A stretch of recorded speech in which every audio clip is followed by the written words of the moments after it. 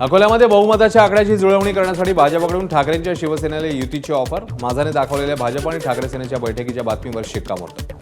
तर भाजपसमोर प्रस्ताव ठेवला असल्याची आमदार नितीन देशमुख यांची प्रतिक्रिया.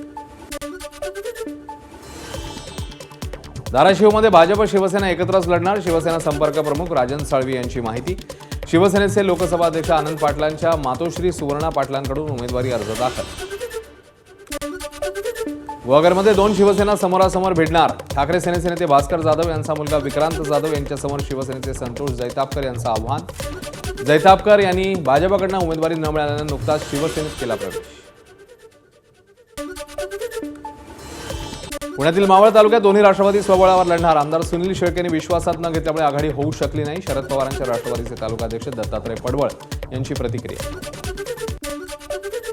पंढरपूर आणि माढ्यात दोन्ही राष्ट्रवादीकडून एकत्रित अर्ज दाखल. जिल्हा परिषदेला घड्याळ चिन्हावर तर पंचायत समितीला तुतारी चिन्हावर लढणार. शरद पवारांच्या राष्ट्रवादीचे आमदार अभिजित पाटील यांची माहिती. रायगडच्या माणगाव येथील गोरेगाव जिल्हा परिषद मतदारसंघात ठाकरे सेनेच्या नरेश आहिरेंकडून उमेदवारी अर्ज दाखल करण्यापूर्वी शक्ती प्रदर्शन करत जोरदार घोषणाबाजी.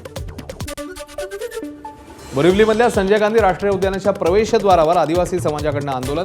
उद्यान परिसरात राहणाऱ्या लोकांना घरं रिकामी करण्यास सांगितल्याचा आदिवासी बांधवांचा आरोप. तर उच्च न्यायालयाच्या आदेशानुसार सूचना लावल्याचं उद्यान प्रशासनाकडून स्पष्ट.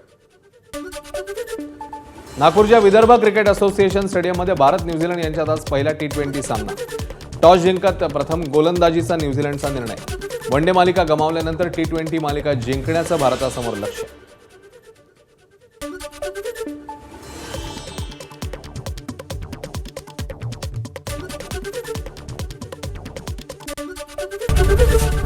एबीपी माझा, उघडा डोळे बघा नीट.